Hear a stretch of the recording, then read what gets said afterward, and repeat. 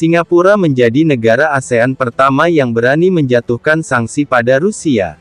Ini merupakan sikap tegas tetangga Indonesia terkait invasi Moskow terhadap Ukraina. Menteri Luar Negeri Vivian Balakrishnan mengatakan sanksi yang dijatuhkan kepada Moskow termasuk kontrol ekspor dan transaksi bank.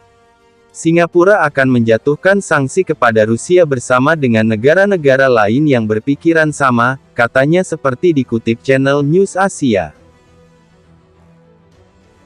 Daripada memilih pihak, kami menjunjung tinggi prinsip.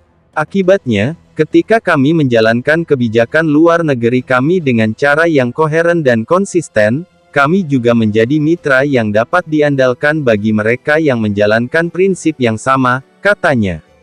Namun, akan ada saat-saat ketika kita harus mempertaruhkan pendirian, bahkan jika itu bertentangan dengan satu atau lebih kekuatan, berdasarkan prinsip, seperti yang kita lakukan sekarang, paparnya. Balakrishnan mengatakan Singapura jarang bertindak untuk menjatuhkan sanksi pada negara lain, tanpa adanya keputusan atau arahan Dewan Keamanan PBB yang mengikat.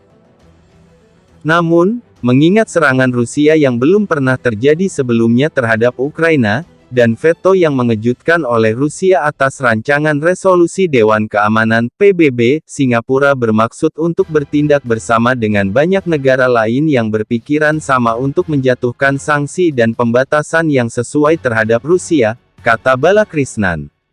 Balakrishnan juga mencatat bahwa Singapura adalah salah satu dari 82 ko-sponsor resolusi Dewan Keamanan PBB, baru-baru ini untuk mengutuk agresi Rusia terhadap Ukraina. Pada akhirnya, resolusi itu tidak disahkan, karena Rusia yang merupakan anggota tetap Dewan Keamanan PBB, memvetonya. 3 anggota lainnya, China, India, dan Uni Emirat Arab memilih abstain. Sedangkan 11 dari 15 anggota lainnya mendukung resolusi. Dia mencatat bahwa Majelis Umum PBB akan memperdebatkan resolusi serupa pada hari Senin. Sementara resolusi Majelis Umum ini tidak mengikat, atau tunduk pada hak veto, Singapura akan mematuhi semangat dan surat dari keputusan sebagai anggota yang bertanggung jawab dari komunitas internasional, katanya.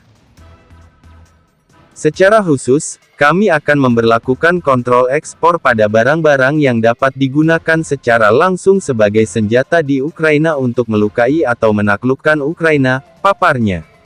Kami juga akan memblokir bank-bank Rusia tertentu dan transaksi keuangan yang terhubung ke Rusia, lanjut dia, seraya menambahkan bahwa langkah-langkah khusus akan diumumkan segera. Dia menambahkan bahwa Singapura harus mengharapkan langkah-langkah untuk mengakibatkan beberapa biaya dan implikasi untuk bisnis, warga negara, dan negara.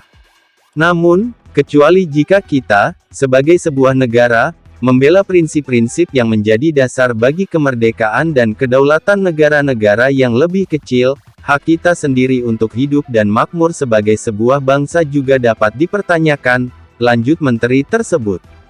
Dia mencatat bahwa Singapura menghargai hubungan baiknya dengan Rusia dan rakyatnya, tetapi pelanggaran kedaulatan dan integritas teritorial negara berdaulat lain seperti itu tidak dapat diterima.